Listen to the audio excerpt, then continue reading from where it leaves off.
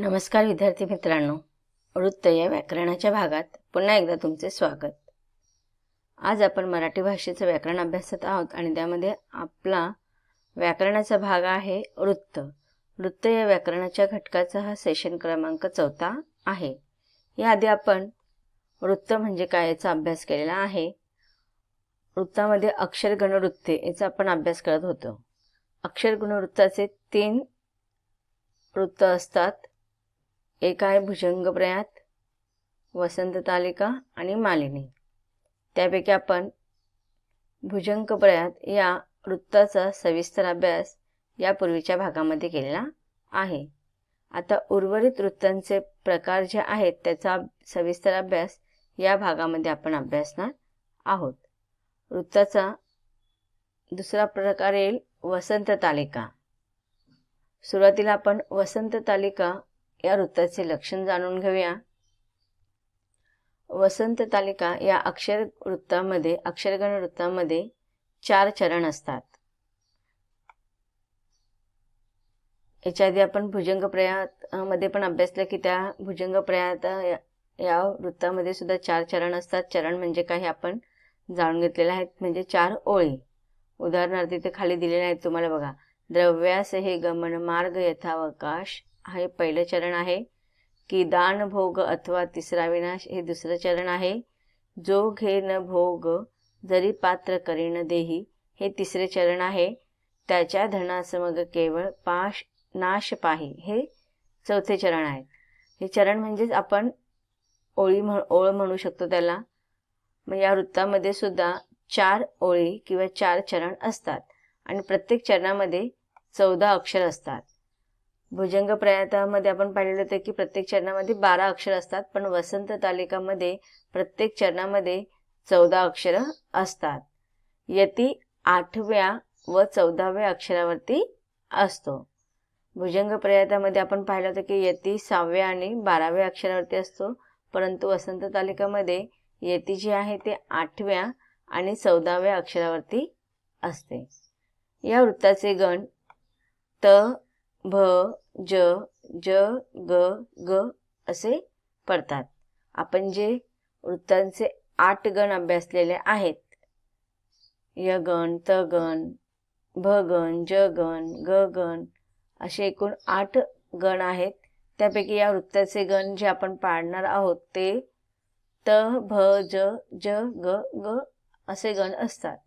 आपण भुजंगप्रयातामध्ये पाहिलेले होते की य, य, य आणि य असे भुजंगप्रयातामध्ये गण पडतात। आता आपण वसंत तालिका या वृत्ताचा उदाहरणासहित गण पाडून घेणार आहोत। इथे तुम्हाला एक उदाहरण दिलेलं आहे। द्रव्यास हे गमन मार्थ यथावकाश की दान भोग अथवा तिसरा विनाश जो घे न भोग जरी पात्र करी न देही त्याच्या धनास मग केवळ नाश पाही। ह्या चरणातील जे शेवटचं चरण जे आहे त्याचा आपण अभ्यास करणार आहोत। गण कसे पाडायचे त्याचा आपण सविस्तर रूपाने अभ्यास पाहणार आहोत। आता आपण गट पाडून घेऊया। 3 अक्षरांचे गट पाडायचे आहे आपल्याला। शेवटचं चरण आहे त्याच्या धनास मध्ये 3 अक्षर आहे, त्याच्या ध हा पहिला गट आहे। नंतर नास म हा दुसरा गट आहे। ग केव हा तिसरा गट आहे। अळ ना श हा त्याच्या पुढील चौथा गट आहे आणि उरलेले अक्षर 5व्या गटामध्ये जातील पाही। तर आता पाहूया आपण त्या, च्या, ध याच्यामध्ये त हा जोड शब्द आहे, त्यामुळे आपल्याला इथे गुरुक्रम द्यायचा आहे म्हणजे आडवी रेष। त्याच्यानंतर च्या मध्ये पण जोड शब्द आहे, जोडाक्षर आहे, त्यामुळे इथे आपण गुरुक्रम देणार आहोत, म्हणजे दोन्ही ठिकाणी आपण गुरुक्रम द्यायचे आहेत। त्यानंतर ध हा लघु अक्षर असल्या कारणाने ह्रस्व अक्षर असल्या कारणाने इथे आपण अर्धचंद्र म्हणजेच लघुक्रम देणार आहोत। त्यानंतर ना स म मध्ये ना हे दीर्घ अक्षर असल्या कारणाने आपण तिथे गुरुक्रम देणार आहोत। स आणि म या हे जे अक्षर आहेत ते ह्रस्व असल्या कारणाने आपण तिथे लघुक्रम देणार आहोत, म्हणजेच अर्धाचंद्र अर्धाचंद्र. त्यानंतर ग के व मध्ये ग हा ऱ्हस्व अक्षर असल्या कारणाने इथे आपण अर्धचंद्र म्हणजेच लघुक्रम देणार आहोत. त्याप्रमाणे के हे दीर्घ अक्षर असल्या कारणाने इथे गुरुक्रम म्हणजे आडवी रेष व लघुक्रम व हे ऱ्हस्व अक्षर आहे त्यामुळे इथे आपण लघुक्रम अर्थात अर्धचंद्र देणार आहोत. त्यानंतर ळ ना श याच्यामध्ये ळ आणि श ऱ्हस्व अक्षर असल्या कारणाने आपण तिथे लघुक्रम म्हणजे अर्धचंद्र देणार आहोत. ना हा दीर्घ अक्षर असल्याने इथे आपण काय देणार आहोत, आडवी रेघ.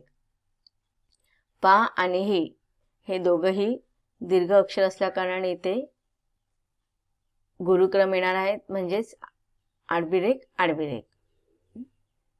आता आपण जे काही वेगवेगळे गण अभ्यासलेले होते त्याच्यामध्ये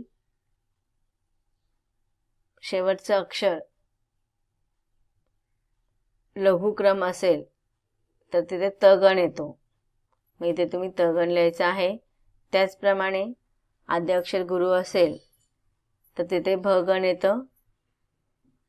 मध्य अक्षर गुरु असेल तर तिथे ज गण येतो. इथे पण मध्य अक्षर गुरु आहे, ज गण, आणि इथे ग आणि ग गण येणार आहे. तर अशा रीतीने आपल्याला गण पाडून घ्यायचे आहेत. हे वसंत तालिका हे वृत्त आहे. आता आपण इथे पुन्हा एका उदाहरणाद्वारे वसंत तालिकाचे गण कसे पाडले जातात त्याचा अभ्यास जाणून घेऊया. इथे तुम्हाला पहिली ओळ दिलेली आहे, फेकी रसाल तरुही मधुगंध पाश. या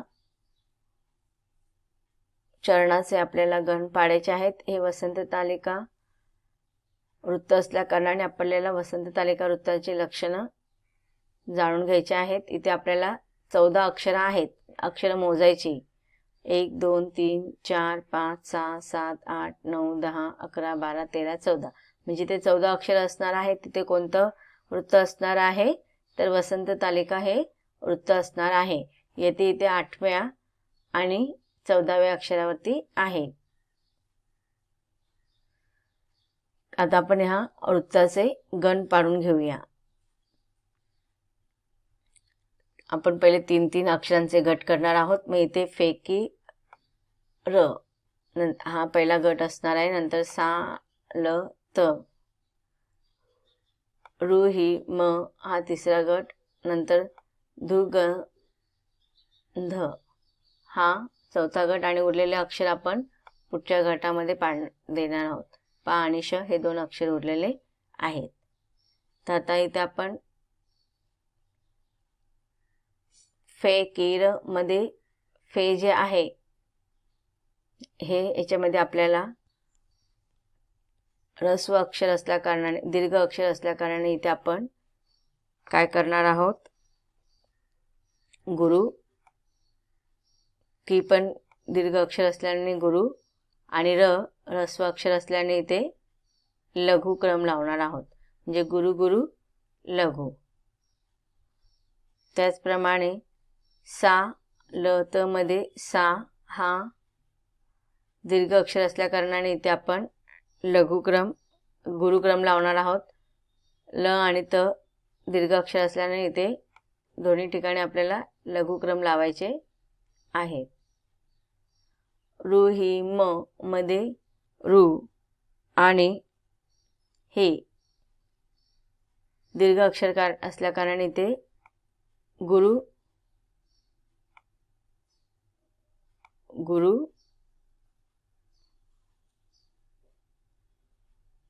इथे ही दीर्घ अक्षर आहेत इथे, त्यामुळे आपल्याला इथे लघुक्रम लावायचा आहे. रू आणि म हे दोघंही ऱ्हस्व असल्या कारणाने इथे आपल्याला लघुक्रम लावायचा आहे. ही दीर्घ अक्षर असल्या कारणाने इथे आपल्याला गुरुक्रम लावायचा आहे.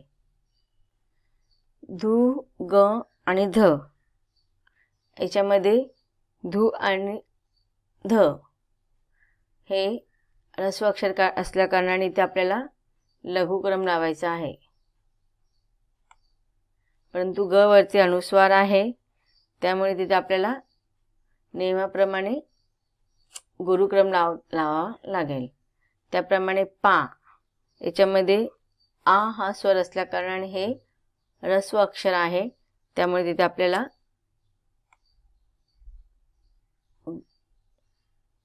गुरुक्रम लावायचा आहे. श मध्ये पण आपल्याला गुरुक्रम लावायचा आहे नियमानुसार.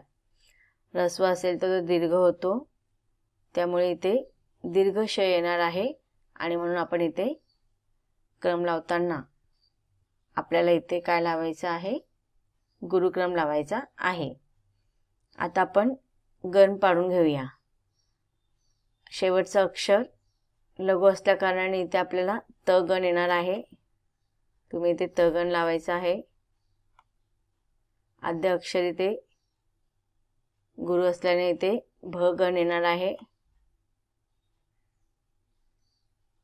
त्याचप्रमाणे मधील अक्षर गुरु असल्या कारणाने इथे ज गण येणार आहे.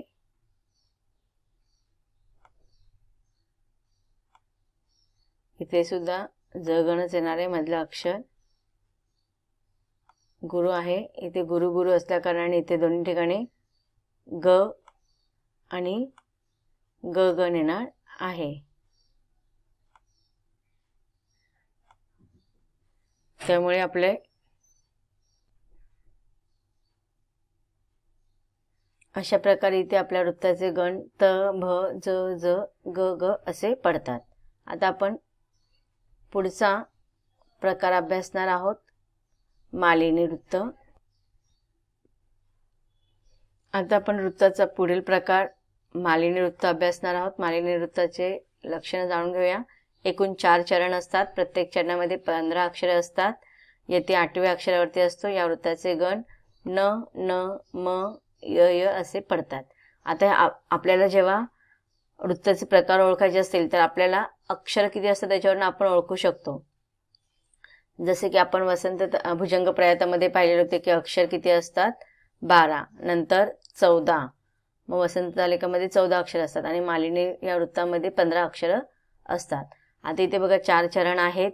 प्रत्येक चरणामध्ये 15 अक्षर आहेत आणि 8व्या अक्षरावरती येते. आपण उदाहरण समजून घेऊया. पखरण बग घाली भूवरी पारिजात, परिमल उधळी हा सोन चाफा दिशात, गवतही सुभूषा दाखवे आज देही, धरणी हरित वस्त्रा मालिनी साजतेही. याच्यामधलं आपण शेवटचं चरण अभ्यासणार आहोत. 3-3 अक्षरांचा गट करून घेतल्यावरती इथे खाली गट पाडलेले आहेत ते आपण पाहूया. धरणी हरित वस्त्रामा लिनिसा जतेही हे आपण गट पाडलेले आहेत.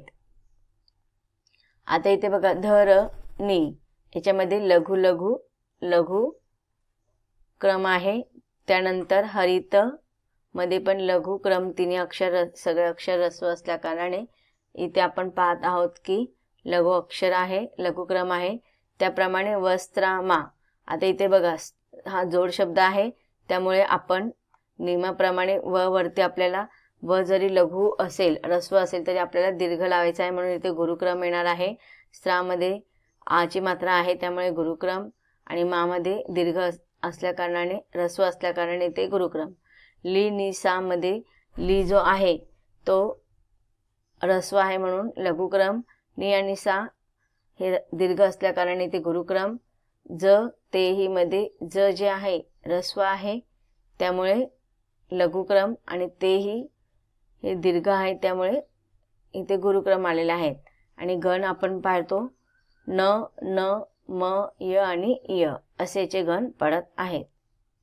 इथे आता एक उदाहरण दिलेलं आहे. खालील ओळीचे गण पाडा.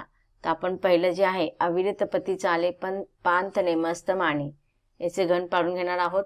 त्याचप्रमाणे इथे 3-3 गट करून घेणार आहोत. अविरत, अविरत मध्ये अविर पहिल्या गटात, तपथी दुसऱ्या गटात, चाले पा तिसऱ्या गटात, थ नेम पुढच्या गटात आणि स्त मानी हे 5व्या गटामध्ये येणार आहेत.